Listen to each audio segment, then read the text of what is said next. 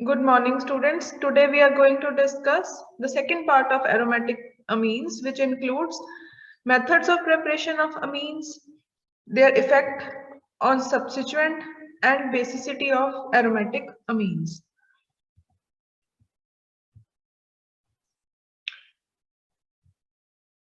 First lecture में हमने ये एरोमेटिक अमीन्स क्या होती हैं, इनका नॉमेनक्लेचर क्या है, स्ट्रक्चर क्या है, बायोलॉजिकली एक्टिव कुछ अमीन्स की एग्जांपल्स भी हमने कर ली थी, क्लासिफिकेशन, उसकी केमिकल रिएक्शंस भी कर ली थी। तो आज हम करेंगे इनके मेथड्स ऑफ प्रिपरेशन, किस किस मेथड से इनको हम बना सकते हैं। सबसे पहला मेथड है reduction of nitro compounds. Amines को बनाने के लिए हम क्या करते हैं, नाइट्रो कंटेनिंग कंपाउंड की रिडक्शन करते हैं using zinc, tin, iron and HCl और सल्फ्यूरिक एसिड एज कैटलिस्ट। अब इसमें एक एग्जांपल ले लेते हैं। ये है हमारे पास नाइट्रोबेंजीन, इसमें से हमने हाइड्रोजन पास की, रिडक्शन करवा रहे हैं तो हाइड्रोजन पास करेंगे इन द प्रेजेंस ऑफ कैटलिस्ट, हमारे पास आ गया एनिलीन। उसी तरह से अगर हमने यहाँ पे मिथाइल ग्रुप लगा है, टोलुइन ले रहे हैं और साथ में नाइट्रो भी लगा है, ऑर्थोनाइट्रोटोलुइन के साथ जब हम इसकी रिएक्शन करवाएंगे हाइड्रोजन की तो हमारे पास ऑर्थोटोलुइडीन आ जाएगा। नाइट्रो ग्रुप जो है वो रिड्यूस हो जाएगा into amino group. Second method of preparation है हमारे पास ammonolysis of aryl halides. Aryl halides react with ammonia in the presence of a catalyst, for example cuprous oxide, at high temperature and under high pressure to form the corresponding amino compound. क्या करते हैं हम इसमें, कोई भी aryl halide लेंगे, उसको हम अमोनिया के साथ रिएक्ट करवाएंगे।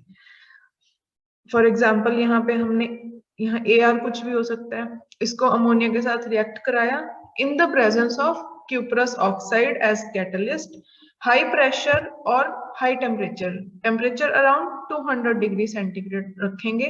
हमारे पास यहाँ पे ये क्लोरीन एक H को निकाल देगी और NH2 ग्रुप जो है वो एरोमेटिक रिंग के साथ लग जाएगा, हमारे पास प्राइमरी अमीन बन जाएगी। फॉर एग्जाम्पल अगर हम क्लोरोबेंजीन ले रहे हैं, अमोनिया पास करेंगे, उसमें हमारे पास एनिलीन आ जाएगी। Third method is ammonolysis of phenols. Phenols react with ammonia in the presence of zinc chloride at about 300 degree centigrade to form corresponding amine. पिछले मेथड में हमने क्या किया था, अमोनोलाइसिस हो रही थी but of aryl halides.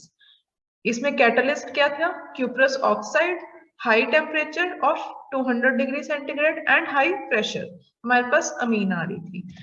Third method में हमारे पास है अमोनोलाइसिस ही है। अमोनोलाइसिस मींस अमोनिया ही पास करनी है, लेकिन स्टार्टिंग मटेरियल क्या ले रहे हैं हम इसमें, फिनोल। कोई भी फिनोल लोगे उसमें अमोनिया पास करोगे। कैटलिस्ट क्या है हमारे पास, zinc chloride and temperature is 300 degree centigrade. इसके रिएक्शन से हमारे पास यहाँ पे आ जाएगा अमीन, एरोमेटिक अमीन आ जाएगी प्लस वाटर। अब अगर हम सिंपल फिनोल, सिंपलेस्ट फिनोल लेते हैं, उसमें से अमोनिया पास करते हैं in the presence of zinc chloride at 300 degree temperature, तो हमारे पास यहाँ पे एनिलीन प्लस वाटर आ जाएगा। Fourth method is degradation of amides. इसको हम हॉफमैन रीअरेंजमेंट भी बोलते हैं। यूजुअली इसमें क्या करते हैं, प्राइमरी अमीन्स बनाते हैं हम by degradation of aryl amides with कोई halogen in alkaline solution. For example यहाँ पे एक ये अमाइड लिंकेज होता है CONH, ये हमारे पास एक एराइल अमाइड है। इसमें से जब हम ब्रोमीन या क्लोरीन पास करेंगे इन द प्रेजेंस ऑफ बेस, हमारे पास एनिलीन या अमीन, एरोमेटिक अमीन आ जाएगी। फॉर एग्जांपल यहाँ पे हमने बेंजामाइड लिया, यहाँ पे हमने ब्रोमीन पास की इन the presence of sodium hydroxide, तो क्या होगा, ये निकल जाएगा और ये अमोनिया यहाँ पे NH2 ग्रुप जो है वो सीधा बेंजीन के साथ जुड़ जाएगा, हमारे पास एनिलीन आ जाएगी। This is degradation of amides. Fifth reaction is reduction of azo compounds. The reduction of azo compounds lead to formation of hydrazo compounds followed by formation of primary aromatic amines. क्या होगा इसमें? Reduction है, hydrogen पास करेंगे, कोई भी azo compound लिया, ये होता है एजो कंपाउंड जिसमें दो नाइट्रोजन आपस में जुड़े हैं, और इधर कुछ भी हो सकता है। यहाँ भी एरोमेटिक एजो कंपाउंड है, दोनों तरफ एरोमेटिक रिंग्स लगी हैं, इसमें से हमने हाइड्रोजन पास की, पहले क्या होगा, इन दोनों ग्रुप्स की रिडक्शन हो जाएगी, यहाँ से बॉन्ड निकलेगा, एक एच इसके साथ लगेगा, एक एच इसके साथ लगेगा, इसको बोलते हैं हाइड्राजो कंपाउंड। एजो कंपाउंड में हाइड्रोजन लग गया, दैट इज हाइड्राजो कंपाउंड। अब ये हाइड्राजो कंपाउंड आगे फिर से रिड्यूस हो जाएगा, यहाँ पे ये बॉन्ड टूटेगा, एक एच इसके पास आएगा, एक एच इसके पास आएगा, हमारे पास दो मॉलिक्यूल्स आ जाएंगे प्राइमरी अमीन के। अब इसका एक एग्जांपल ले लेते हैं, जैसे ये एजो कंपाउंड है, इसकी जब रिडक्शन होगी पहले यहाँ पे दो एच लग जाएंगे, ये हमारे पास आ गया हाइड्राजोबेंजीन, ठीक है। फिर फर्दर रिडक्शन होगी तो ये टूटेगा और ये हमारे पास दो एनिलीन के मॉलिक्यूल्स आ जाएंगे। Then sixth method is action of hydroxylamine with hydrocarbons. अब aromatic hydrocarbons react directly with hydroxylamine in the presence of catalyst FeCl3 or AlCl3 to give monoamines. ये होता है हाइड्रोक्सिलामीन NH2OH। हाइड्रोक्सिलामीन को जब हम रिएक्ट करवाते हैं विद एरोमेटिक किसी भी एरोमेटिक हाइड्रोकार्बन के साथ, फॉर एग्जांपल बेंजीन के साथ ही करा देते हैं, in the presence of iron या एल्युमिनियम क्लोराइड, हमारे पास अमीन बनेगा। कैसे होगा रिएक्शन? यहाँ पे H है, यहाँ पे OH है, ये वाटर मॉलिक्यूल निकलेगा, NH2 सीधा एरोमेटिक रिंग के साथ लग जाएगा और हमारे पास अमीन आ जाएगी। जैसे ये बेंजीन है तो यहाँ पे एनिलीन बन जाएगी हमारे पास। देन अभी तक जितने भी हमने मेथड्स किए, इसमें आप ध्यान दें, अगर हम फर्स्ट मेथड से स्टार्ट करें तो यहाँ भी ये भी प्राइमरी अमीन थी, NH2 ग्रुप NH2 ग्रुप, इसमें भी प्राइमरी अमीन बन रही है, इसमें भी प्राइमरी अमीन बन रही है जब फिनोल के मोनोलाइसिस कर रहे हैं। हॉफमैन रीअरेंजमेंट में भी हमारे पास प्राइमरी अमीन है। Then reduction of azo compounds also gives primary amine. फिर हाइड्रोक्सिलामीन की रिएक्शन विद हाइड्रोकार्बन भी प्राइमरी अमीन देती है। अब हमारे पास कुछ मेथड्स आते हैं जिससे हम सेकेंडरी और टर्शरी अमीन्स भी बना सकते हैं। उसमें सबसे पहला मेथड आता है alkylation of primary and secondary aromatic amines. हमारे पास प्राइमरी अमीन है, सपोज ये एनिलीन है, इसकी जब हम एल्काइलेशन करेंगे, एल्काइलेशन मतलब एडिशन ऑफ एल्काइल ग्रुप, कोई भी एल्काइल ग्रुप इसके साथ लगाना है हमने, तो उसमें क्या होगा, हमें क्या डालना है, सबसे पहले एक एल्काइल हैलाइड चाहिए, उसके बाद किसके प्रेजेंस में होना चाहिए, ये एल्कली के प्रेजेंस में होना चाहिए, for example sodium hydroxide base की प्रेजेंस में। तो एनिलीन को जब हम एल्काइल हैलाइड के साथ रिएक्ट करवाएंगे in the presence of sodium hydroxide, it will yield N ethyl aniline. जो यहाँ पे एक H था, ये वाला H, ये HBr की फॉर्म में निकल गया, और यहाँ पे जो ग्रुप था C2H5, ये खुद यहाँ पे जाके लग गया, तो नाइट्रोजन के ऊपर एक ही H बचा, तो ये हमारे पास एक सेकेंडरी अमीन बन गई। अब हम सेकेंडरी अमीन से टर्शरी अमीन भी बना सकते हैं। एक हाइड्रोजन अभी भी बचा है हमारे पास, तो जैसे हमारे पास N इथाइल एनिलीन ही ले लिया, उसमें से फिर से हमने इथाइल ब्रोमाइड पास किया इन the presence of sodium hydroxide, ये H निकल जाएगा HBr की फॉर्म में, हमारे पास C2H5 ग्रुप N के साथ लग जाएगा, हमारे पास आ जाएगा NN di ethyl aniline. This is a tertiary Amin. Nitrogen के ऊपर सारे अलग अलग ग्रुप्स लगे हैं, हाइड्रोजन एक भी नहीं है, right. Then second method is reduction of anilides. When analides are reduced with lithium aluminium hydride, secondary and tertiary amines, aromatic amines are formed. अब इसमें हम, ये होता है एनालाइड, कल भी जब हमने रिएक्शंस की थी उसमें एसिटेनालाइड बना था, तो ये एसिटेनालाइड लिया हमने, उसकी हमने रिडक्शन कराई इन the presence of lithium aluminium hydride, hydrogen को जब पास करवाया तो हमारे पास ये जो ग्रुप था C double bond O keto group था, ये रिड्यूस होके यहाँ पे CH2 बन गया, अब अगर इसको स्ट्रक्चर देखें तो N के ऊपर एक H है और दूसरा इथाइल ग्रुप लगा है और इधर हमारे पास बेंजीन है, तो इसको बोलेंगे N ethyl amine which is a secondary amine. उसी तरह से अगर हम कोई ऐसा कंपाउंड ले लें जो टर्शरी सेकेंडरी है, सपोज N के साथ ये जो H है इसको हमने मिथाइल के साथ रिप्लेस करवा दिया, इसकी जब रिडक्शन करेंगे तो क्या होगा, ये डबल बॉन्ड O जो है वो रिड्यूस होना है, CH2 यहाँ लग जाएगा, तो ये हमारे पास आ गया N के ऊपर एक मिथाइल है एक इथाइल है, तो N ethyl N methyl aniline which is a tertiary Amin. Next method हमारे पास आता है रिडक्टिव अमाइनेशन का। इसमें हम क्या करते हैं, एल्डिहाइड और कीटोन लेते हैं। जैसे हम इसमें रिडक्शन करा रहे थे एसिटाइलाइड में, इसमें भी एक कीटो ग्रुप था। अब इसमें हम क्या करेंगे, aldehydes and ketones react with primary और secondary aromatic amines in the presence of reducing agent to form secondary and tertiary amines. एक एग्जांपल लेके देखते हैं, जैसे ये हमारे पास इथाइल मिथाइल कीटोन है, इसको हम एनिलीन के साथ रिएक्ट कराएंगे, रिडक्शन करानी है, हाइड्रोजन पास होएगी। कैटलिस्ट क्या यूज हो रहा है इसमें, रेनेनिकल।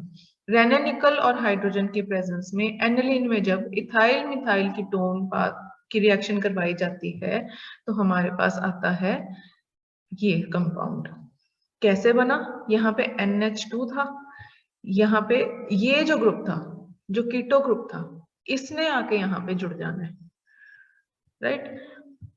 यहां से एक वाटर मॉलिक्यूल निकलेगा, H2O निकलेगा, इसका ये अपना ऑक्सीजन दे देगा कीटो ग्रुप और हमारे पास आ जाएगा सेकेंडरी अमीन, राइट।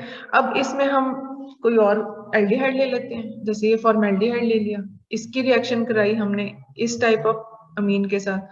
जब इसकी रिएक्शन कराएंगे हमारे पास इसमें कैटालिस्ट हम जिंक HCl भी यूज कर सकते हैं, तो हमारे पास ये जो H है ये निकल जाएगा और ये C इसके साथ लग जाएगा, तो हमारे पास आ जाएगी एक टर्शरी अमीन, ये CH3 group. Next topic is basicity of aromatic amines. Basicity of aromatic amines पे जाने से पहले हम क्या करते हैं, basicity of simple amines की बात कर लेते हैं। तो हमें पता है amines में N ग्रुप तो होता ही है, नाइट्रोजन एटम होता है, नाइट्रोजन एटम के ऊपर क्या है, लोन पेयर्स पड़े हैं।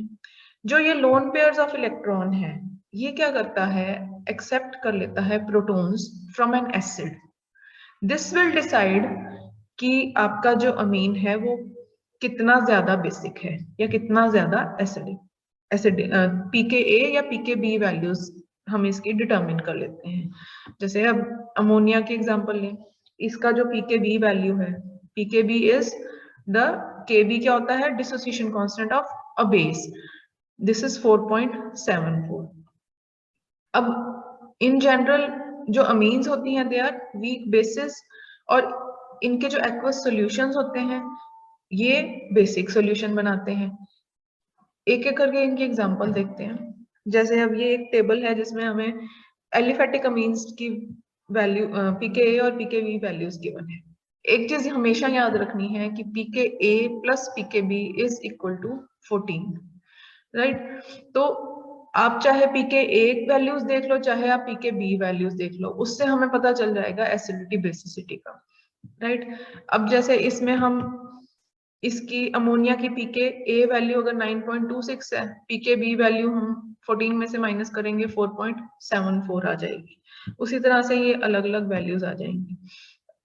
अब जो ये एलिफेटिक अमीन्स है इनमें pKb वैल्यूज देखो, हमने जब फिनोल्स किया था, फिनोल्स में हमने एसिडिटी चेक की थी, तो उसमें हमने एक बात कही थी कि जितनी कम pKa वैल्यू होगी उतना स्ट्रॉन्ग एसिड होगा।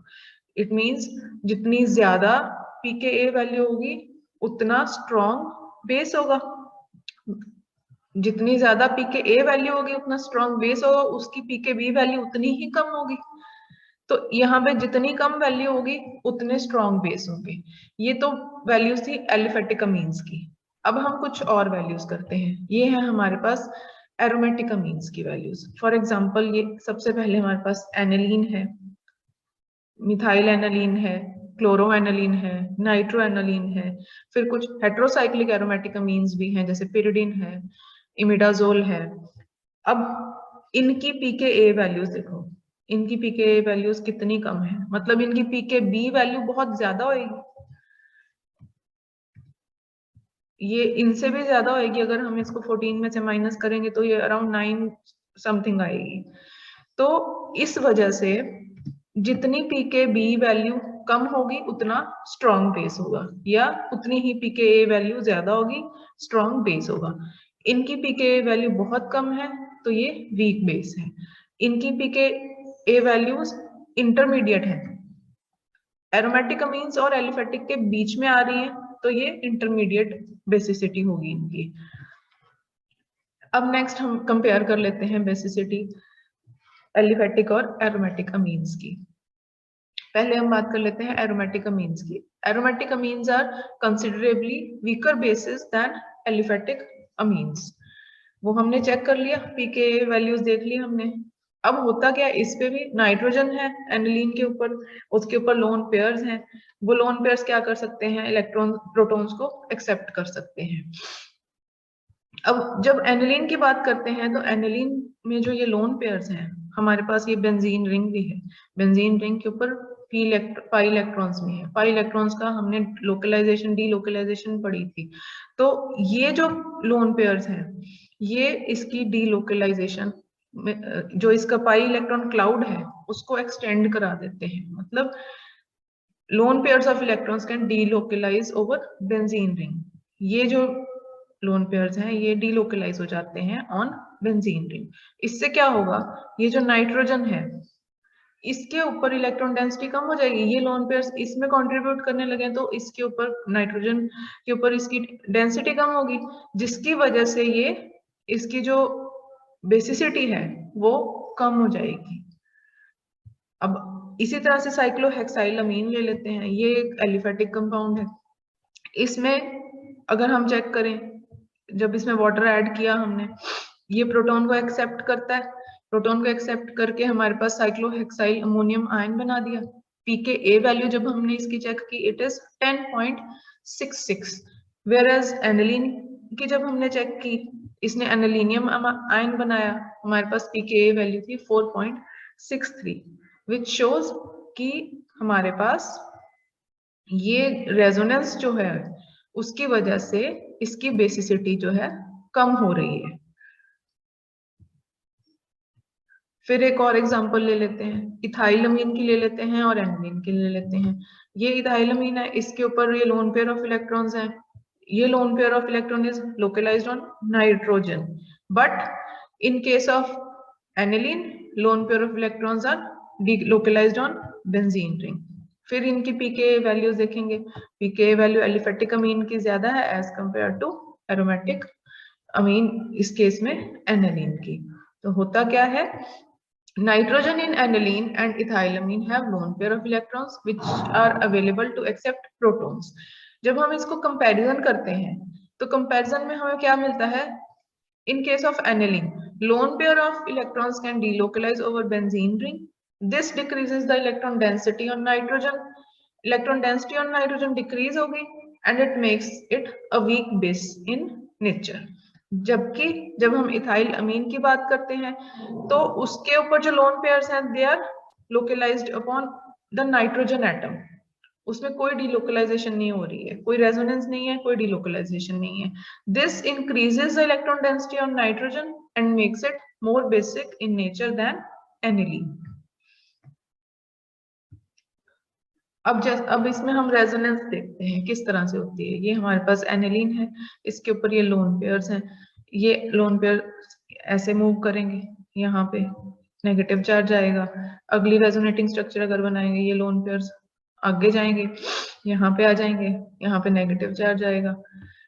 फिर ये इस तरह से ये रेजोनेंस शो करते जाएंगे, यहाँ पे नेगेटिव चार्ज आएगा। तो दो चीजें इसमें हमारी बेसिसिटी को डिटरमिन करती हैं। First is resonance stabilization, second इसमें हमारे पास आता है inductive effect. The greater electron withdrawing inductive effect of sp2 hybridized carbon of an aromatic amine, ये जो अमीन है इसका जो ये नाइट्रोजन है ये sp2 हाइब्रिडाइज्ड है। हमने बेंजीन की थी तो उसमें ये जो कार्बन्स हैं ये भी sp2 हाइब्रिडाइज्ड हैं, ठीक है। Compare to that of sp3 hybridisation hybridised carbon of aliphatic अमीन।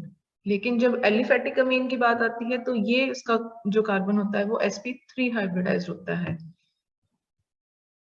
तो उस केस में यहाँ पे इंडक्टिव इफेक्ट का बड़ा ही इंपॉर्टेंट रोल आ जाता है। नेक्स्ट हमारे पास आता है effect of substituent on the basicity of aromatic amines. किस तरह का सब्स्टिट्यूएंट लगाएंगे और उसकी बेसिसिटी पे क्या इम्पैक्ट आएगा। मान लो हम कोई इलेक्ट्रॉन विदड्रॉइंग ग्रुप लगा देते हैं। इलेक्ट्रॉन विदड्रॉइंग ग्रुप लगा, उसने क्या करना है, इलेक्ट्रॉन्स को अपनी तरफ खींचना है। इलेक्ट्रॉन्स को अपनी तरफ खींचेगा तो नाइट्रोजन के ऊपर जो इलेक्ट्रो डेंसिटी कम होएगी, इलेक्ट्रॉन डेंसिटी कम होएगी तो बेसिसिटी कम हो जाएगी। ये कुछ एग्जांपल्स हैं हमारे पास इलेक्ट्रॉन विदड्रॉइंग ग्रुप्स की। फॉर एग्जांपल एल्डिहाइड है, एस्टर है, कार्बोक्सिलिक एसिड है, नाइट्राइल है, सल्फोनाइल है, नाइट्रो है, टर्शियरी अमीन है। इनमें से कोई भी ग्रुप लगेगा तो ये बेसिसिटी को डिक्रीज करवाएगा। देन अगर हम इलेक्ट्रॉन डोनेटिंग ग्रुप ले लेते हैं तो उस केस में क्या होगा, इलेक्ट्रॉन डोनेटिंग ग्रुप में क्या होगा, ये इलेक्ट्रॉन्स देगा, इलेक्ट्रॉन डेंसिटी नाइट्रोजन के ऊपर बढ़ जाएगी। इलेक्ट्रॉन डेंसिटी बढ़ने की वजह से उसकी टेंडेंसी इंक्रीज हो जाएगी to accept an electron proton, तो उसकी बेसिसिटी बढ़ जाएगी। एग्जांपल्स हमारे पास आ जाते हैं amino, hydroxy, ether, alkyl etcetera. अब हम कंपेयर कर लेते हैं बेसिसिटी ऑफ एरोमेटिक अमीन्स। मान लो यहाँ पे हमारे पास मिथाइल लगा है। मिथाइल क्या है, इलेक्ट्रॉन डोनेटिंग ग्रुप है, ये एनालिन ले ली सिंपली। और यहाँ पे हमारे पास पैरा पोजीशन पे नाइट्रो लग गया है। नाइट्रो ग्रुप क्या है, इलेक्ट्रॉन विदड्रॉइंग है।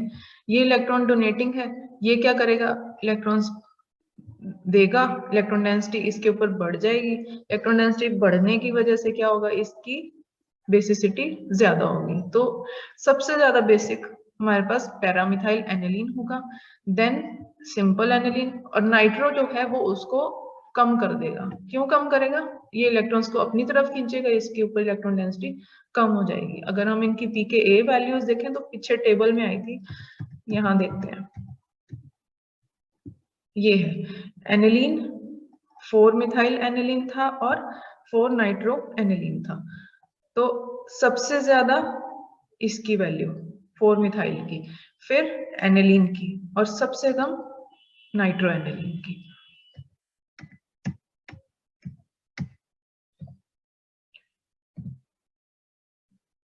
इसके बाद लास्ट टॉपिक है हमारे पास arene diazonium salts. Arene diazonium salts को हम नेक्स्ट लेक्चर में कंप्लीट करेंगे।